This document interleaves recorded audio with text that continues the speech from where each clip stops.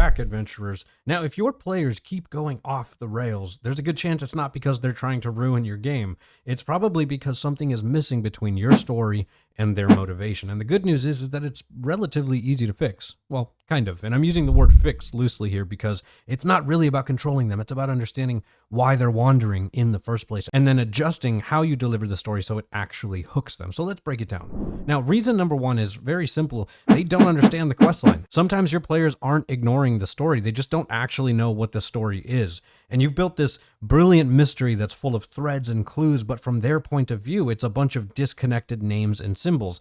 To you, it makes sense. To them, it doesn't, right? Because you're the one that's been coming up with it. You're the one that understands where each of the threads go. It kind of goes back to that tried and true saying that sometimes even the simplest puzzles are enough to break your party because things might seem obvious to you from the outside perspective looking in because you know the answers. But to your players, it could just be that the threads that you have set aren't all fully visible to them. And they're just not following the plot because they don't realize that there is one. And also remember that players are also going to be processing information differently than DMs do. You've been living in this story for weeks. You've put hours of work into it, sometimes dozens of hours, and they've been hearing it in like 2-hour bursts once a week while they're eating snacks and laughing and stuff. Only so much of that information is going to be retained. So it's not that they're bad listeners, it's that they just need stronger signposts sometimes. So NPCs who summarize goals for them, journal entries that are going to spell things out for them, visual clues that point them in the right direction. A little bit of clarity goes a really long way. So the real fix there is to just drop clearer hints. Simplify your quest objectives. Don't be afraid to step outside the game for a moment and check in out of character. Just ask them, hey, what do you think is going on right now? And you'll know instantly if they're lost, and then you can steer them gently back on track without breaking immersion. It's okay to do that every once in a while because, again, people are different. Now, reason number two is that there might be too many options, which causes too much overwhelm from the party perspective. And this is one that a lot of new DMs don't realize they're doing. I was very guilty of doing this when I first started. You think you're giving your players freedom, but what you're actually giving them is analysis paralysis. If you give them 10 quest hooks and 15 NPCs that they've met, and each of them has a problem, and you have this whole wide world as well with all of these open roads, and you just ask them, what do you want to do? Well, your players have no idea which one is the real story and which is the one that you've been working on. When everything is an option, nothing really feels important. So how do you, as a player, decide where to go? So the fix here is to just table some of the quests. You can still keep them in your notes for later, but right now, just narrow the focus. Bring 1 or 2 quests to them instead of dropping 5 on the table and saying, pick one. Have that main plot actively cross their path. Maybe the bandits attack their caravan instead of them hunting the bandits. Maybe a wounded messenger collapses in front of them and, delivers everything that they need to know right in front of them. The story should feel like it's happening around them anyways, so instead of just sitting quietly on a quest log waiting to be clicked, why not give them some of those options back? That choice is great, but having too much choice can actually kill the momentum. So give them a little guidance, and it just needs to be enough that they can still feel the world moving forward, even if they're not sure which path to take. Breaking news. Dungeon masters everywhere are being exposed for describing taverns like IKEA furniture instructions. Players are calling for immersion, drama, music for God's sake, and quote, like at least a little bit of ambience for once. Experts say the answer is clear. Describe thousands of professionally written descriptions for taverns, monsters, NPCs, items, and more.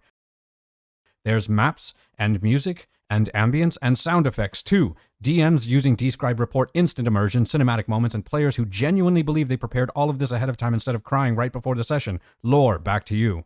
Oh, thanks. Me? Now, reason number 3 is that maybe the stakes are too big too soon. If you're telling them they need to save the kingdom, they need to stop the demon invasion, they need to prevent the apocalypse, all of those are really cool, but they're probably a little too large for a level 1 party. And a level 1 party isn't going to be able to grasp that. So if you're dropping early on into the campaign these really big stakes, they're going to make the story feel a little abstract. They're going to feel disconnected. It's going to feel impersonal and like they're too far away to matter. They may end up fully, and it's happened to me, they may end up just relying on the kingdom to decide what to do and let the big people decide that, not us, because we're just trying to catch some bandits. So the fix for this one is very simple. Just shrink everything.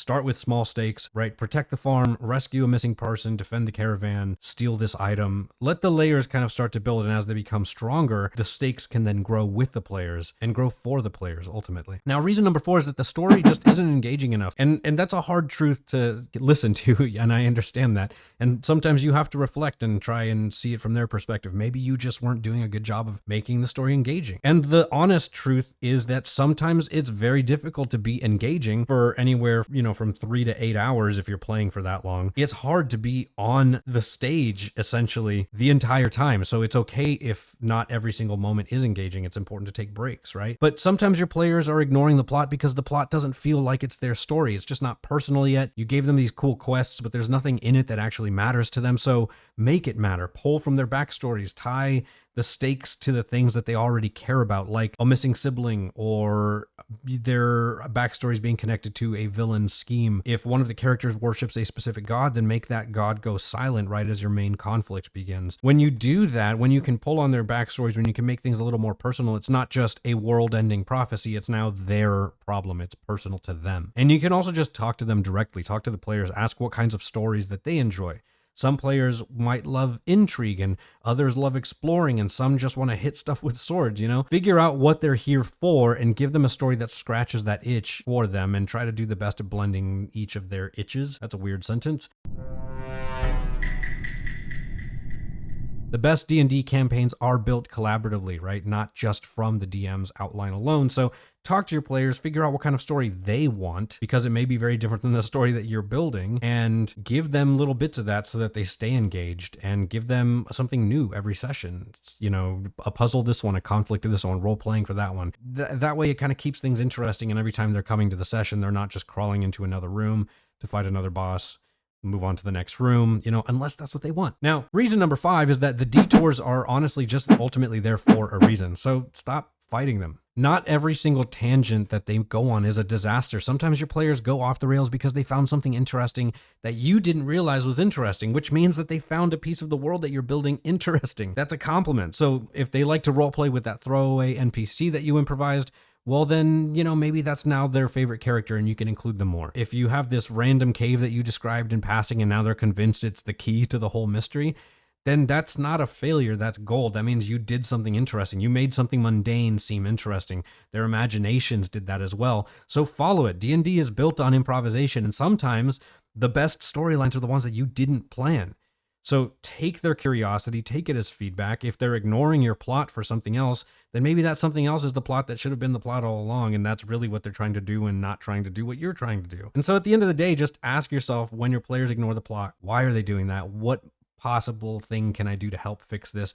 Don't panic. Don't take it personally. Just ask yourself why. Are they confused? Are they disengaged? Are they overwhelmed? Once you can answer that, then you can adapt. Because the truth is there's no such thing as off the rails in D&D. There are no rails. There's just the story that you wanted to tell and the story that your players wanted to tell and the story that you collectively are choosing to live in together.